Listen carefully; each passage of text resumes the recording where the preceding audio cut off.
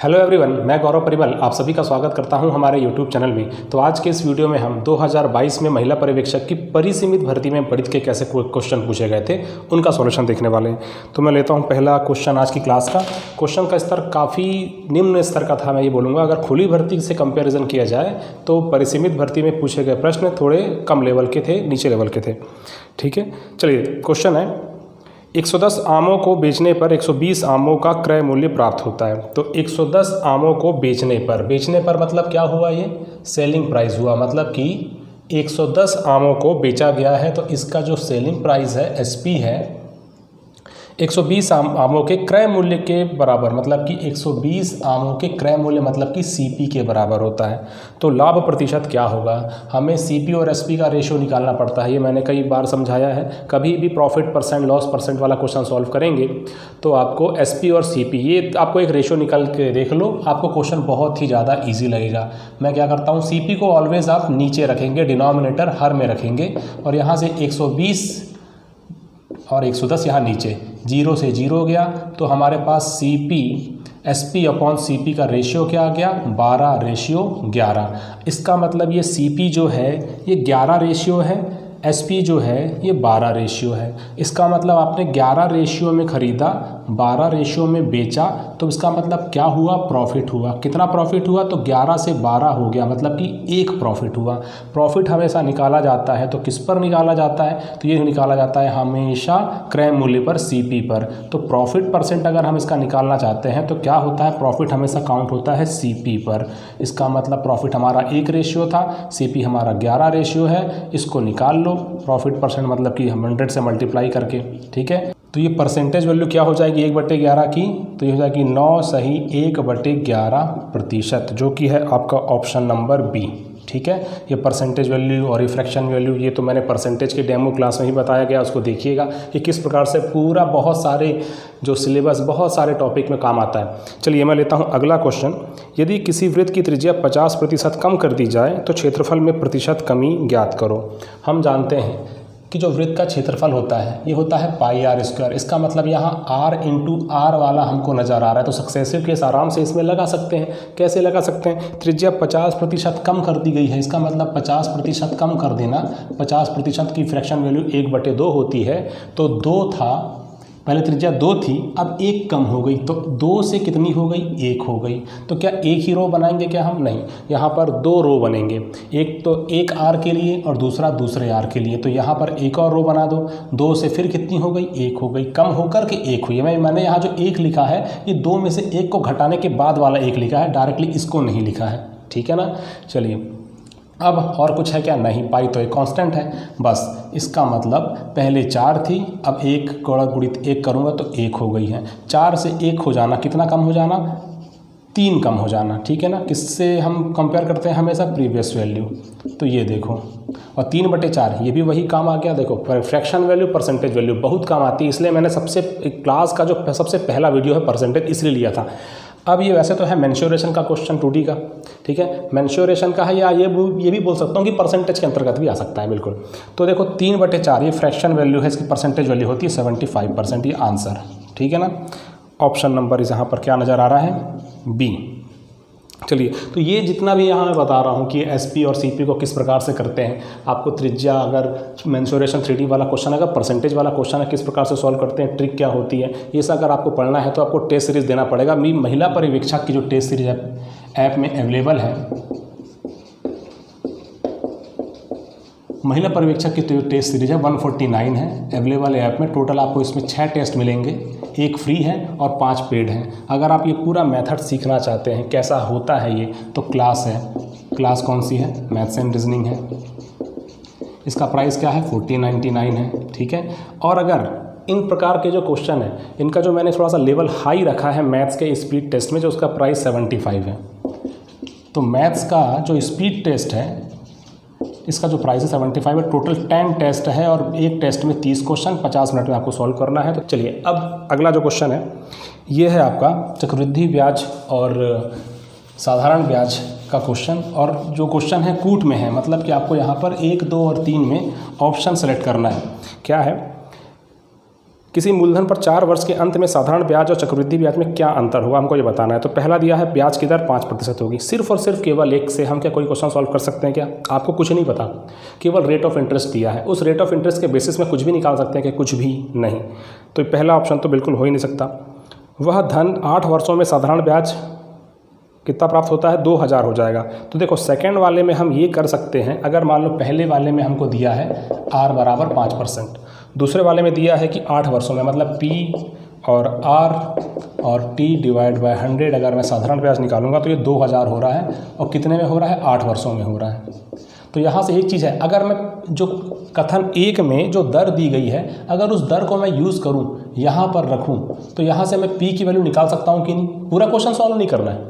हाँ, अगर मैं यहाँ से P की वैल्यू निकाल सकता हूँ कि नहीं, तो P की वैल्यू हम आसानी से यहाँ निकाल सकते हैं। तो ये निकालने के लिए मुझे ज़रूरत पड़ेगी कथन 1 की, ठीक है ना। तो कथन 1 और 2 सम्मिलित रूप से देखा जाए तो यहाँ पर मुझे ये बता सकता है कि चक्रवृद्धि ब्याज और साधारण ब्याज का अंतर 4 वर्ष में कितना होगा, हम निकाल सकते हैं। अगर हमको मूलधन पता है, दर पता चल गई और समय दिया है 4 वर्ष, हम निकाल सकते हैं। तो 1 और 2 इसका होना चाहिए, लेकिन इसके ऑप्शन में 1 और 2 ये नहीं दिया है, तो यहाँ पर हम ऑप्शन डी के साथ जाएंगे, ठीक है। ऑप्शन डी के साथ जाएंगे कि 1, 2 और 3 की ज़रूरत है, ठीक है। 4 वर्ष का चक्रवृद्धि ब्याज कैसे निकालें, मैंने कंपाउंड इंटरेस्ट 2.0 कुछ दिन पहले वीडियो अपलोड किया था, उसमें दिया है, ठीक है। चलिए अब अगला क्वेश्चन है, एक व्यापारी 20 रुपये प्रति किलो वाले 26 किलो चावल को दूसरे किस्म के 36 रुपये प्रति किलो वाले 30 किलो, देखो 20 रुपये प्रति किलो वाले 26 किलो चावल, 20 रुपये प्रति किलो मतलब कि 20 रुपये प्रति किलो वाले चावल को 26 किलो चावल है अपने पास, और दूसरा है इसका प्राइस है 36 रुपीज़ पर केजी, और ये कितना है? तो ये है 36, ठीक है। ये 30 है, ये 30 केजी। इन दोनों चावल को आपस में मिक्स कर लेता है, फिर क्या करता है? उस मिश्रण को 30 रुपये प्रति किलो के हिसाब से बेचता है। लाभ प्रतिशत क्या होगा, कितना होगा, ये हमको बताना है। देखो पहले उसने 20 रुपये के हिसाब से 26 किलो चावल लिया, मतलब उसने कितना पैसा खर्च किया है? 26 दूनी 52, 520 रुपये उसने खर्च कर लिया, ठीक है ना, लगाया है। अभी अपने मतलब कि जो भी सामान वो खरीदना बेचना चाहता है तो उसने सबसे पहले तो इन्वेस्ट किया है। तो 20 रुपये प्रति किलो वाले चावलों को 26 केजी चावल लिया है, मात्रा है ये, ठीक है ना। तो टोटल उसने 520 रुपये खर्च कर दिया। यहाँ पर देखो 36 दिया, 30 दिया, 90, 6 18, मतलब कि 90 18 108 और एक 0, तो उसने इतना रुपये और लगा दिया। टोटल उसने 26 और 30 मतलब कि 56 केजी ले चुका, लेकिन इस 56 केजी को उसने कितने में दिया है? तो 1080, और इन दोनों को जोड़ के देखो, 1080 में 20 जोड़ूंगा तो 1100 और 500 1600, 56 केजी चावल 1600 रुपये में लिया है। अब उसको 30 रुपये प्रति किलो के हिसाब से बेचेगा, 30 रुपये प्रति किलो के हिसाब से बेचेगा, मतलब ये 56 केजी पूरा का पूरा बेचेगा किस हिसाब से? 30 रुपये प्रति केजी के हिसाब से, 30 रुपये प्रति केजी के हिसाब से। तो कितना होगा ये? तो 6 × 18 की 8, हासिल आई 1, 3 × 5 15 और 1 16, मतलब कि 1680 रुपये में बेचेगा वो। टोटल कितना? 56 केजी। 56 केजी उसने लिया था अलग अलग, 26 केजी और 30 केजी, तो उसने 1600 रुपये में लगाया था, और उसने 56 केजी को बेचा 30 के हिसाब से, तो 1680 रुपये पाया। 1600 रुपये लगाया, 1680 रुपये पाया। जो पैसा लगाया उसको हम क्रय मूल्य बोलते हैं, जो पैसा उसने प्राप्त किया बेचने के पश्चात उसको हम सेलिंग प्राइस बोलते हैं, विक्रय मूल्य। 1600 रुपये लगाया, 1680 पाया है, कितने का फ़ायदा हुआ है? तो साफ साफ नज़र आ रहा है 80 रुपये का फ़ायदा हुआ है। किस पर होता है फ़ायदा? हमेशा क्रय मूल्य पर। ये लो क्रय मूल्य पर निकाल लो, 00 00, 16 × 5 80, 5% का उसने प्रॉफिट लिया है, ठीक है ना। ऑप्शन नंबर ए इस क्वेश्चन का करेक्ट आंसर हो जाएगा, ठीक है ना। चलिए अगला क्वेश्चन, अगला क्वेश्चन जो है ये इकाई अंक वाला क्वेश्चन है और सिंपल क्वेश्चन है। 264, 102, 264 और ये 103। देखो यहाँ पर हमको पूरे क्या नंबर है? 2 6 4, पूरा नंबर से मतलब नहीं, सिर्फ केवल इकाई नंबर से मतलब है 4। 4 की घात यहाँ सम है, 4 की घात जब भी सम होती है इसका मतलब उसका इकाई अंक क्या होता है? 6 होता है। यहाँ पर 4 की घात क्या है? विषम है, इसका इकाई अंक क्या होगा? तो 6, 4 का 4 ही रहेगा, ठीक है ना। सम होगा तो क्या 4 का 6 हो जाता है, विषम संख्या होती है घात में तो 4 का 4 ही रहता है, तो ये होगा इसका इकाई अंक 0, ए ऑप्शन इसका करेक्ट आंसर हो जाएगा। अगला है 9187 फिर स्टार है फिर 2 8 से पूर्णतः विभाजित है। तो मैंने नंबर सिस्टम में क्या पढ़ाया है, 8 से पूर्णतः विभाजित होने के लिए क्या कंडीशन है, आपके लास्ट के 3 अंक 8 से कटना चाहिए, बाकी यहाँ जो कुछ भी लिखा है लंबा चौड़ा सब कटेगा, ठीक है ना। और 4 क्या बताया था, लास्ट के 2 डिजिट, तो यहाँ 3 है। तो ऑप्शन देखो ऐसा क्या रखूँ जिसमें 1 रखने से होगा क्या, तो 1 रखने से नहीं होने वाला, 8 7 56 5 नहीं कटेगा। 2 रखने से तो 2 रखूँगा तो 8 7 56 6 तो भी नहीं कटेगा। 3 रखने से 8 7 56 और फिर यहाँ से आपका 7 2 8 9 72 कट जाएगा। तो यहाँ पर क्या आएगा, 3 आएगा। कैसे मैंने निकाला, इस संख्या को मैंने डिवाइड करके देखा 8 से, 8 7 56 7 बचा तो 8 9 72, इसका मतलब कट गया तो पूर्णतः विभाजित हो गया। तो यहाँ पर है ऑप्शन नंबर सी इस क्वेश्चन का करेक्ट आंसर। किसी स्कूल में गणित, भौतिक शास्त्र एवं जीव विज्ञान की सीटों की संख्या 5:7:8 है। 5:7:8 हमको बताना है, इसे क्रमशः 40%, 50% और 75% बढ़ाने का प्रस्ताव है। देखो फिर से फ्रैक्शन वैल्यू, परसेंटेज वैल्यू देखने मिलेगा। अब ये वाला बड़ा है 40%, 40% बड़ा है, इसका मतलब क्या होता है, 40% का मतलब ये होता है आपका 2/5, मतलब कि बढ़ गया है। तो इन दोनों को मैं ऐड करूँगा, 5 और 2 7, तो यहाँ गुणा करूँगा 7/5 से। क्लियर। अब ये है 50% बड़ा है, 50% की फ्रैक्शन वैल्यू 1/2, मतलब कि अब ये 1 से बढ़ करके, मतलब 1/2 बड़ा है, तो इन दोनों को फिर से ऐड करूँगा, 2 और 1 3, तो यहाँ पर 3/2। हर तो वैसा ही रहेगा, देखो 5 का 5, 2 का 2, और ऊपर वाली संख्या क्या है, ऐड हो जाती है। उसके बाद 75% बड़ा है ये, तो 75% की फ्रैक्शन वैल्यू क्या होती है, तो ये होती है 3/4, मतलब 4 का 4 तो रहेगा ये, लेकिन अंश हो जाएगा 3 और 4 का योग 7, तो 7/4 हो जाएगा। अब यहाँ पर देखो आपको हर जगह 7 7 7 गया, क्लियर है। यहाँ से 5 से 5 गया, और कुछ बचा क्या, नहीं। तो फिलहाल मैं सिंप्लीफाई करने के बाद लिख रहा हूँ यहाँ पे 1:3/2 रेशियो 4 दूनी 8, 2 रेशियो, लेकिन ये आंसर नहीं है, हमको 2 है तो सब में 2 2 गुणा कर दो, 2 गुणा करूँगा तो ये 2 आएगा, यहाँ पर 2 का गुणा करूँगा तो 2 और 2 कट जाएगा। तो एक बार कर ही लेता हूँ स्टेप, 2 से गुणा किया, यहाँ भी 2 से गुणा किया, और यहाँ भी 2 से गुणा किया, तो ये हो जाएगा 2:3:4, 2:3:4। ऑप्शन नंबर ए इस क्वेश्चन का करेक्ट आंसर हो जाएगा, और बहुत ही सिंपल सा सॉल्यूशन था इस क्वेश्चन का। चलिए आगे बढ़ते हैं, क्या है नेक्स्ट क्वेश्चन। 15 लीटर के मिश्रण में 20% अल्कोहल और बचा हुआ पानी है। अब देखो 15 लीटर का मिश्रण है, 20% अल्कोहल है। अब 20% अल्कोहल, इसका मतलब 20% का मतलब क्या होता है, देखो हर क्वेश्चन नज़र आ रहा है आपको ये चीज़।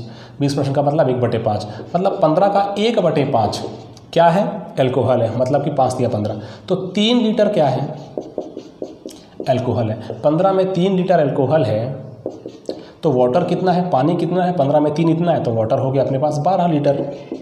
अब ये 12 लीटर में अब आगे क्या है, यदि मिश्रण में 3 लीटर पानी और मिला दिया जाए, इसमें मैंने 3 लीटर पानी और मिला दिया, तो अब वाटर कितना हो गया, पानी कितना हो गया, 15 लीटर। लेकिन अल्कोहल में कोई फ़र्क पड़ा क्या, नहीं, अल्कोहल 3 लीटर का 3 लीटर ही है। तो अब टोटल कितना हो गया, 3 और 15 18, तो टोटल हो चुका है 18 लीटर। अब इस टोटल में अल्कोहल का प्रतिशत बताना है, तो अल्कोहल कितना है, 3 ही लीटर का 3 लीटर, ये देखो 3, बता दो परसेंटेज, काम खत्म। 3 एकम 3, 3 छक्के 18, आप 1/6, 1/6 अगर आपने देख लिया, 1/6 अगर आपने देख लिया, इसका मतलब वही काम है, क्या होता है, फ्रैक्शन वैल्यू 16 से ही 2/3%, ठीक है ना। चलो ये ऑप्शन कहाँ पर है, 16 से ही 2/3, मतलब option number C. Percentage value, fraction value बहुत काम की चीज़ है। किसी संख्या और उसके व्युत्क्रम का योग 34 का 1/8वां भाग है, मतलब कि संख्या मान लेते हैं यहाँ पर a, तो उसका व्युत्क्रम मतलब कि हो जाएगा उसका 1/a। 34 का 1/8 मतलब 34 का 1/8, 2 7 दूनी 14, या फिर 2 चौके 8 और 2 17, 17/4, तो इसको मैं डायरेक्टली 17/4 ही कर देता हूँ, ठीक है। हमको निकालना क्या है, उस संख्या का और उसके वर्गमूल का गुणा, मतलब a और इसका वर्गमूल √a, इसका मान निकालना है, तो हमको a तो निकालना ही पड़ेगा। अब ये क्वाड्रेटिक इक्वेशन जो हम पढ़ते थे पहले स्कूल में, बस वही है, क्या है, इसका एलसीएम a हो जाएगा, ये a इंटू a² हो जाएगा +1 डिवाइड बाय 17/4। अब ये हो जाएगा आपका a² + 1 सब में 4 का गुणा और ये हो जाएगा 17A, ठीक है। अब इसके बाद आगे क्या हो जाएगा, ये 4A² प्लस 4 माइनस 17A बराबर 0। थोड़ा सा जमात के लिखते हैं, 4A² माइनस 17A प्लस 4, 4 चौके 16। इसका मतलब ये गुणा करने पर क्या होना चाहिए, मतलब जोड़ने घटाने पर क्या आना चाहिए, 16 आना चाहिए। तो बिल्कुल आ जाएगा ये। अगर यहाँ पर मैं ऐसा लिखूँ 16A माइनस A प्लस 4, कोई फ़र्क नहीं पड़ेगा, 16 एक हम 16, ठीक है ना, 4 चौके 16, 16 और 1 17, माइनस माइनस, ठीक है। अब यहाँ से 4A बाहर निकालो, A माइनस क्या हो जाएगा, ये तो 4 हो जाएगा, यहाँ से -1 कॉमन निकलेगा, A माइनस 4 हो जाएगा, A माइनस 4 और ये हो जाएगा 4A माइनस 1 इक्वल टू 0। तो A बराबर 1 तो आ गया 4 और 1 आ जाएगा आपका 1/4, ठीक है ना। दोनों को 0 के बराबर करूँगा तो ये मिलेगा मुझे, एक वैल्यू 4 मिलेगी, एक वैल्यू मुझे 1/4 मिलेगी। अब यहाँ से मैं एक बार निकालता हूँ 4 रख के, 4 रखूँगा तो अंडर रूट भी 4 रखना पड़ेगा, तो क्या आएगा 4, फिर 4 का अंडर रूट 2। तो ऑप्शन आपका किस में दिया है, 8, ऑप्शन नंबर सी इस क्वेश्चन का करेक्ट आंसर हो जाएगा, ठीक है ना।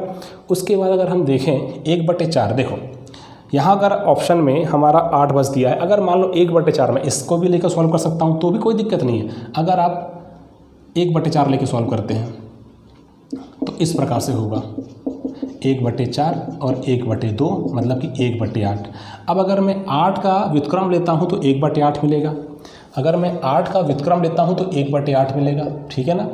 अगर मैं 1/8 का व्युत्क्रम लेता हूँ तो मुझे 1/8 का व्युत्क्रम लेता हूँ तो मुझे 8 मिलेगा, दोनों का मतलब तो एक ही हुआ, ठीक है ना। इसका मतलब ऑप्शन नंबर क्या है, सी इस क्वेश्चन का करेक्ट आंसर हो जाएगा। अब आपका आज की क्लास का लास्ट क्वेश्चन क्या है देखते हैं, औसत वाला क्वेश्चन है। क्या है क्वेश्चन में देखिए, 3 लड़कों A, B और C का औसत वजन 54 सही 1/3 किलो है।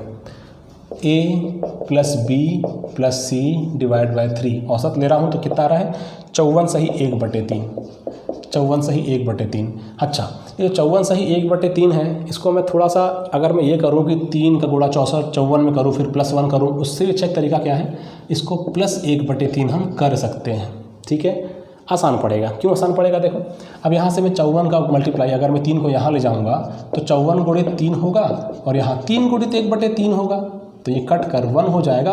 और 54 गुणा 3 से करना हमारे लिए आसान है, 4 × 12 2 16 1, 5 × 15 और 1 16, तो ये 163 हो गया। ये हो गया कैलकुलेशन का तरीका, कहीं भी आजमा सकते हैं। मैंने सिंप्लीफिकेशन में ऐसा कुछ बताया, A plus B plus C का मतलब मुझे मिल गया 163। BDE का औसत वजन 53 है। BDE मतलब B plus D plus E, इसका औसत वजन कहने का मतलब डिवाइड बाई 3 कितना है, 53 किलो है। तो B plus D plus E 50 × 150, 3 × 9 159। अब देखो हमको बोला है A plus B plus C, A B C और D E का औसत वजन, तो इसलिए तभी पॉसिबल हो पाएगा जब यहाँ हमको कम से कम कुछ ना कुछ ऐसा दिया हो जिससे हम औसत निकाल सकें। यहाँ B 2 बार रिपीट हो रहा है, B 2 बार रिपीट हो रहा है, तो अगर मैं इन दोनों को जोड़ूंगा तो मुझे एक्चुअल में A plus B plus C plus D plus E ये नहीं मिलेगा, मुझे मिलेगा A प्लस 2B, और मैं इसका औसत निकालूंगा तो 5 से डिवाइड करना पड़ेगा। तो यहाँ जो कुछ ये मिलेगा मुझे, ये B 2 बार आ जाने के कारण, B रिपीट हो जाने के कारण इस क्वेश्चन को सॉल्व करना अभी नहीं है, मतलब नहीं हो सकता। इसको बोलूँगा मैं आंकड़े अपर्याप्त है, मतलब कि ऑप्शन नंबर सी इस क्वेश्चन का करेक्ट आंसर होगा। तो ये तो हो गया सॉल्यूशन, ठीक है ना। इतने ही क्वेश्चन आए थे परिसीमित भर्ती में, ठीक है। वीडियो कैसा लगा बताइएगा, कमेंट कीजिएगा। अगर आपको वीडियो पसंद आया हो, जो लोग पहली बार वीडियो देख रहे हैं चैनल को सब्सक्राइब जरूर कीजिएगा। हर 2-3 दिन के गैप में मेरी क्लास आती ही है और जो भी एग्जाम होता है उसका मैं सॉल्यूशन देता ही हूँ, ठीक है ना। तो वीडियो को अंत तक देखने के लिए धन्यवाद आपका।